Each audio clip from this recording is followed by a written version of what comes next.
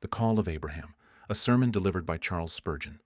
By faith Abraham, when he was called to go out into a place which he should, after receive for an inheritance, obeyed. And he went out, not knowing where he went. Hebrews 11, verse 8.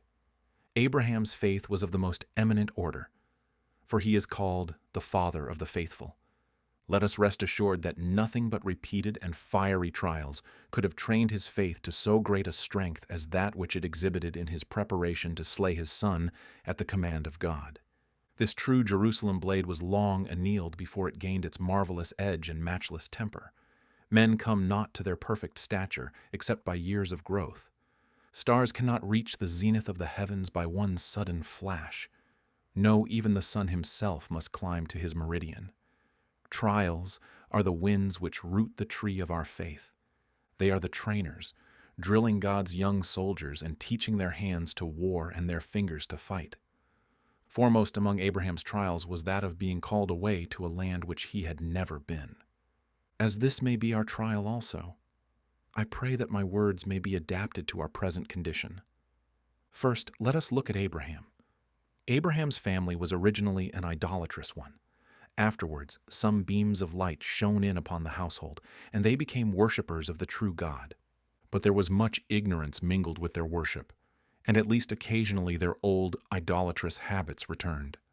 The Lord, who had always fixed on Abraham to be his chosen servant and the father of his chosen people upon earth, made Abraham leave the society of his friends and relatives and go out of Ur of the Chaldees and journey away to the land of Canaan, which he had promised afterwards to give him for an inheritance.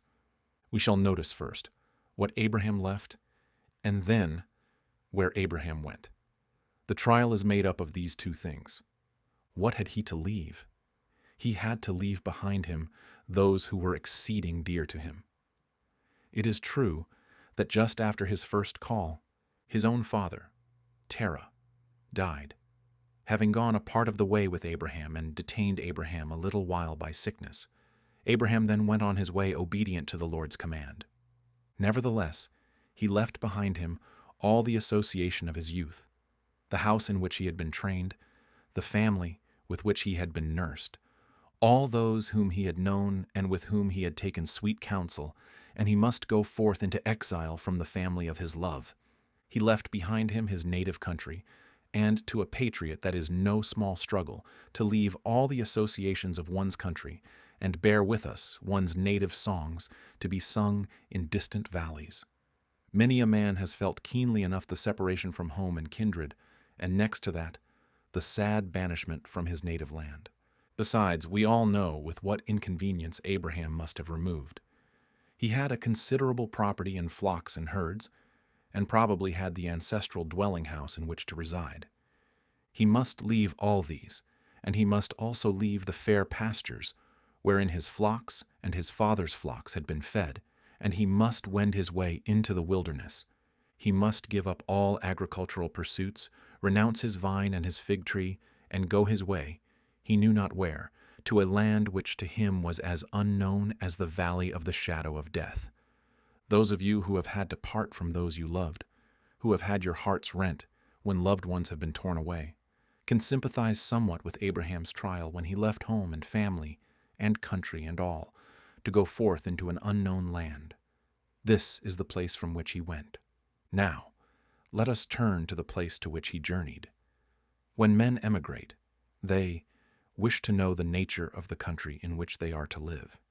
If it be a richer country than their own, although it be with some reluctance, they spread the sail and speed across the waters, and it may be, after they have settled there a little while, their mother country is almost forgotten, and they find a settled dwelling place in their adopted land. But Abraham knew nothing of the country to which he was about to move. He had simply God's promise that it should be his inheritance. It was, it might be said, a wild goose chase, and the profane would deride it as a mad and idle dream. Doubtless the prudent father cautioned him to avoid so great a risk, and the anxious mother bade him remember that, as a bird wanders from his nest, so is he that leaves his place. But amidst all this, Abraham was wiser than the wisest, for he put aside all worldly maxims. He set the precept above the maxim, and considered the promise more precious than the proverb. Well was it for Abraham that he knew that the wise things of men are often ignorance dressed out in its best clothes. It has been said by an acute old writer that when Christ came into Jerusalem, and he was incarnate wisdom, he came riding upon an ass. But when Satan came into paradise, and he is infernal folly, he came in the shape of a wise creature, the subtle serpent. Wisdom came riding upon stupidity, and folly came in the garments of craftiness. We shall often find it so in our lives. Simplicities are next akin to revelations. Plain simple things, and especially a plain simple obedience, are next akin to the very wisdom of the seer.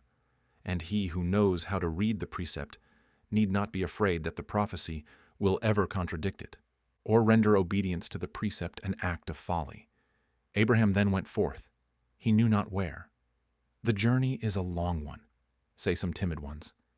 It is so, said Abraham, but God will help me on the way. The end of your journey may be doleful, they say. No, says Abraham, it cannot be doleful. It may be disappointing to my worldly ambition, but not to my faith. I believe that God will be with me, and that take me where he may, I shall lack no good thing. So Abraham went on his way along a lone and weary journey, and God did not desert him, but graciously provided for him. I have spoken to you of what Abraham left and where he went. Now I would have you observe for a moment how it was that Abraham went. It is said that when he was commanded, he obeyed.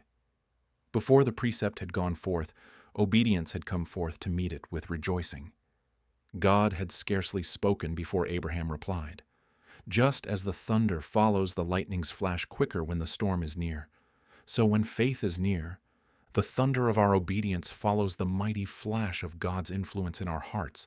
If God bids us do, we should do at once. Abraham went without any hesitation. He did not say, Lord, give me a little time. I will go in a week. Suffer me first to go and bury my father. I do not find that he said, Lord, let me tarry till harvest be reaped. No, he was commanded to go, and he went without hesitation. There were no carnal arguments between God and Abraham, for God has not invited his people to reason with him with human arguments. He has invited sinners to do it. Come now and let us reason together, he has said. When men have no faith, God invites them to reason, but when they have faith, reasoning with God becomes a sin. Abraham asked no question. He was not like Moses. He did not say, Who am I that you should send me? But when he was commanded to go, he went, and he followed God without hesitation. And then again, we have every reason to believe that he obeyed without reluctance. He went as cheerfully away from his father's house as he had ever gone into it. I know not that he was sent away with the voice of tabret and of harp, but I am sure there was the voice of music in his heart. He might have said, I go as cheerfully today, I know not where, as ever I have gone to the fat land of Egypt or the spice-bearing country of the Sabeans. Men said his journey was absurd and deplorable, but to him it was the happiest and the best, for God was with him. And if the star did not guide him as it did the wise men to Bethlehem, yet there was a star within his own soul that shone like a sun, and lightened his footsteps and cheered his spirit, and sent him on his joyous way towards his appointed habitation. He went cheerfully, not knowing where he went, not starting and fretting like a bullock unaccustomed to the yoke, but running with willing footsteps in the way of God. The ancients pictured Mercury with wings upon its heels, and surely faith has them there. It is love that makes our willing feet in swift obedience move. Love may be the wings, but the wings are upon the feet of faith, and it flies to do the will of God while hearkening to his commands. But then, notice that when Abraham started, he made no stipulations with his Lord. If God had commanded Abraham to go to the utmost bounds of the green earth, to rivers unknown to song, Abraham would have departed. If God had commanded him to ford the Atlantic, Abraham would have obeyed. His feet would have been willing to attempt a miracle, and the stormy billows would have been dry before his march. We may rest assured that when Abraham started, he asked no questions concerning how far or to what place he was journeying. He left that all in the hands of God. His faith put its hand inside the hand of its father, and he was content to be led wherever his father would lead him. Now it is always foolish in us to be led by man, for then the blind lead the blind, and both fall into the ditch.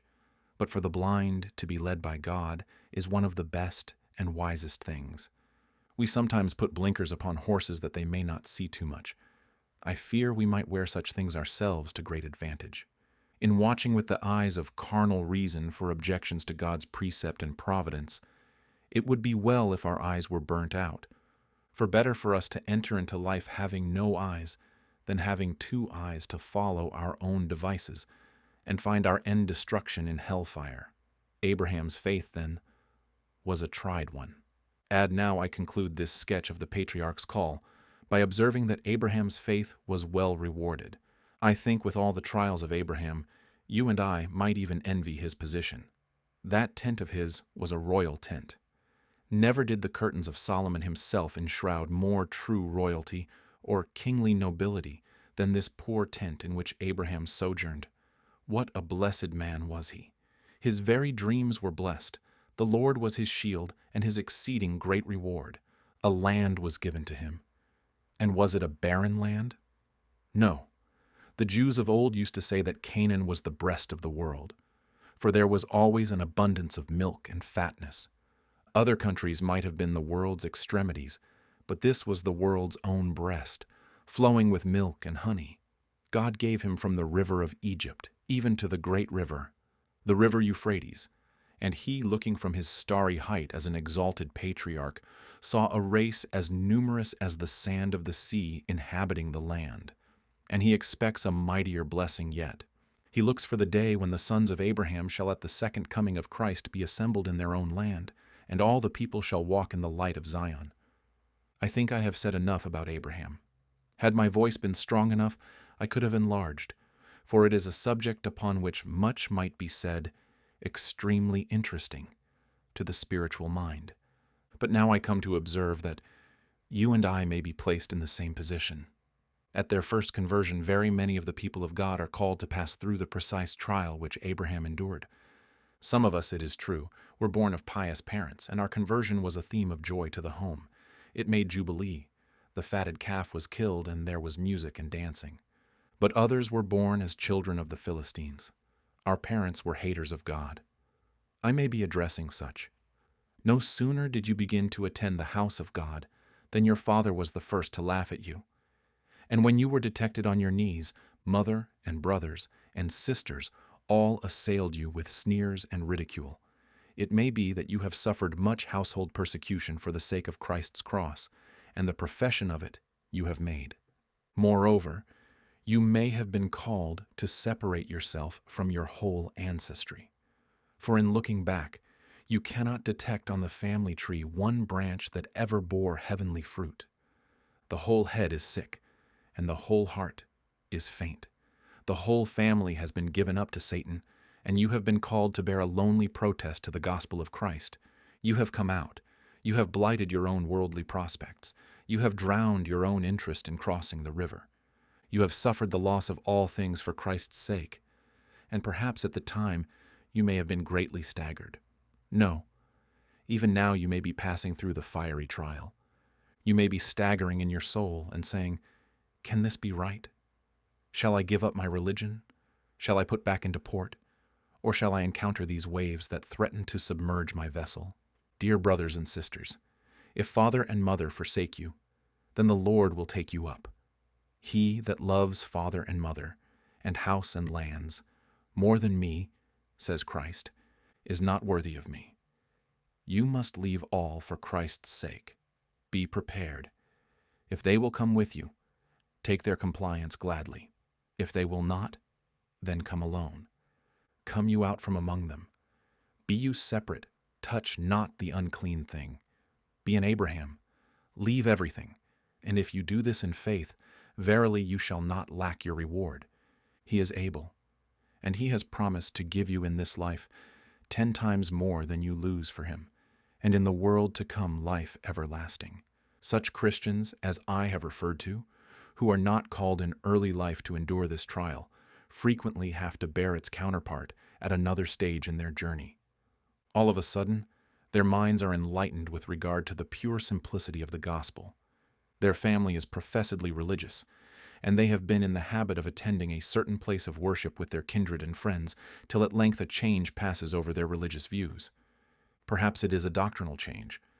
They have imbibed the orthodox faith from the pure fountain of revelation itself, unalloyed by the traditions and qualifications of men. They have cast away all the heterodox glossary of man and have determined to believe nothing but the sovereign grace of God. Perhaps their views on baptism may have changed, and seeing nothing in Scripture to warrant infant sprinkling, they have come out with a determination to practice believers' baptism. It may be that this entails the scoff and scorn of all who know them. This grieves the hearts of those who know and love Jesus, and the question arises with them, what shall I do? These matters may be non-essential. Shall I keep them back? Shall I, for charity's sake, weaken my testimony? Shall I only bear testimony to points on which I may agree with other people, and hold my tongue about the rest? Oh, my dear friends, such carnal policy, if you practice it, will do you serious injury. Whatever you believe, carry it out. Depend upon it, a grain of truth of God is a grain of diamond dust, and it is precious. There may be truths non-essential to our salvation, but there are no non-essential truths with regard to our comfort. Every truth is essential. We must keep back none, but follow the Lord wholly. Let this be your song. Through floods and flames, if Jesus lead, I'll follow where he goes. Hinder me not, shall be my cry, though earth and hell oppose. The tendency of the present age is to temporize. We are asked continually to qualify our testimony, to cut off some portion of the truth we preach, to smooth down and polish our words. God forbid. We will not do so. Whatever we believe to be true, to the last jot and tittle, we will speak it out. I hope so long as I live there will always be a straight road from my heart to my mouth, and that I shall be able to preach whatever I believe in my soul, and to keep nothing reserved. Do you the same? Though you should forsake all, and should be by all forsaken, for the truth's sake, with Abraham's trial and Abraham's faith, you shall have Abraham's honor and Abraham's reward. How often has this temptation happened to the rich, when those who have moved in court circles have suddenly become the subjects of the enlightening Spirit of grace? What opposition they have had to encounter! Many have been the noble ladies and gentlemen who have sat in this hall. Yet, although I know many of them were impressed, how few of them have remained. Here and there one. They shine like the gleanings of the vintage, here and there one upon the topmost boughs. And what is the reason? Is it that their consciences are incapable of conviction? It is simply that the cares of this life or the deceitfulness of riches chokes the word, and by they are offended. It is not likely that the simple worship of our unendowed meeting houses is to win the palm of courtly applause. It is not likely that the name of dissenter is to be held respectable. It is not likely that Calvinism is to become the court religion of England. It is not likely, at least at present, that a poor, simple, honest man's ministry will be a ministry that courtiers regard. We never expected it. Nevertheless, there have been some, and God bless them, who have not been ashamed to come out and leave behind them their former associates and take part with the despised people of God, scarcely knowing where they went. Though they did know we were poor, and most of us uneducated and illiterate, they have taken their portion with us, and they have shown no signs of turning back, but do even glory in that which some count to their shame. God bless them, and that abundantly. Again, this trial of faith comes oftentimes in matters of providence. We have been lining our nests very softly, and counting all the eggs that are laid therein, with the greatest cheerfulness and delight. We have had much goods laid up for many years, and all of a sudden, misfortune, like a wicked boy, has climbed the tree and pulled down the nests, and the birds had to fly, and we have said, "Where shall we go?" But God has comforted us, and we have said in our hearts, "Every tree in the forest of earth is doomed to the axe. Why, therefore, should we build our nest here? Let us fly away and find our home in the rock of ages." and God has rewarded our faith. Our business, though suddenly blighted when flourishing in one place, has been, when removed amidst sad misgivings and dark uncertainties, even more flourishing in another. Or if not, if trials have multiplied and poverty has succeeded wealth, yet grace has increased, and as our afflictions abounded, our consolations have much more abounded. I believe, dear friends, that many and many a time you, in your providential journey, will have to go forth, not knowing where you are going. But it is good for you. Do not murmur at it. If the father of the faithful had to do it, why should the sons murmur? The father of the family must not know where he was going, and shall you, the sons and daughters, long to read the future with wistful, curious eyes? No. Wherever God in his providence guides you, let it be your joy to know that he is too wise to err, too good to be unkind. And beloved, this is what I feel at the present moment respecting the position of ourselves as a congregation. I was to this test by considering the way in which God led us, especially in reference to this place. It is now nearly 3 years since Exeter Hall was shut against us, for reasons which I have never considered to be fully justifiable. Then it was we went forth, not knowing where we went, and this place was prepared for us. It is more than probable that after 2 more Sabbaths have elapsed, we must go forth again, not knowing where we shall go. But my faith is fixed upon him who has provided for us up to now. This congregation cannot be scattered. God has gathered it, and we will go forth, being assured that a place shall be discovered in which we shall meet, and this shall work for the furtherance of the gospel and for the glory of God. I feel that perhaps God has another host of sinners to be aroused and converted to Christ. We are getting old, steady sort of folks here, and we have settled into a respectable concern. We may be turned into the streets, but God going with us, we care not where we go. Wherever it is, we shall be kept together. We are not men whose attachment has been formed hastily. We love each other. Like Abraham and Lot and his family, we will journey together. We have no cause to fear. Do not, I entreat you, betray the slightest distress about it. If God has done it, he has wise purposes. Let us submit in silence and believe it must and shall be well. Abraham went forth. Not knowing where he went, we will imitate him. While Abraham's faith is our faith, Abraham's God is our God. He speaks, and every doubt is hushed. Fear not, Abraham. I am your shield and your exceeding great reward. So then we may boldly say, the Lord is my helper, and I will not fear what man shall do unto me. And I thought, while meditating upon this text, that the time must come to each of us when, in a certain sense, we must go forth from this world, not knowing the place to which we are going. The hour is coming when you and I shall lie low upon our silent beds of languishing, and the message will come. Arise and go forth from the house in which you have dwelt, from the city in which you have done business, from your wife, from your children, from your bed, and from your table. Arise and take your last journey. And what know I of the journey? A little have I read of it, and somewhat has been revealed by the Spirit to my soul. But how little do we know of the realms of the future. We know there is a black and stormy river called death. He bids me cross it. May he give me grace to go through the stream. And after death, what comes? No traveler has returned to tell. Some say it is a land of confusion and of the shadow of death. Well, be it what it may, we will go forth, not knowing where we go, but yet knowing that since he is with us, passing through the gloomy veil, we need fear no evil.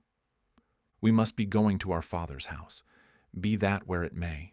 We must be going to our Heavenly Father's kindly home, where Jesus is, to that royal city which has foundations, whose builder and maker is God. This shall be our last removal, to dwell forever with him whom we love, to dwell in the bosom of God.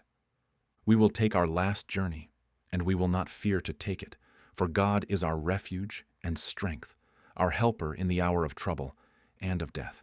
And now, my voice almost fails me, and therefore I must come at once to the last point, which is that of exhorting you most cheerfully to follow the guide of divine providence and precept, lead it wherever it may. Let us follow the shepherd with a ready mind, because he has a perfect right to lead us wherever he pleases. We are not our own. We are bought with a price. If we were our own, you might repine at our circumstances, but since we are not, let this be our cry. Do what you will, O Lord, and though you slay me, yet will I trust in you. We are not true to our profession of being Christians if we pick and choose for ourselves. Picking and choosing are great enemies to submission. In fact, they are not at all consistent therewith. If we are really Christ's Christians, let us say, "It is the Lord. Let him do what seems him good." And then in the next place, we ought to submit, because wherever he may lead us, if we know not where we go, we do know one thing. We know with whom we go. We do not know the road, but we do know the guide.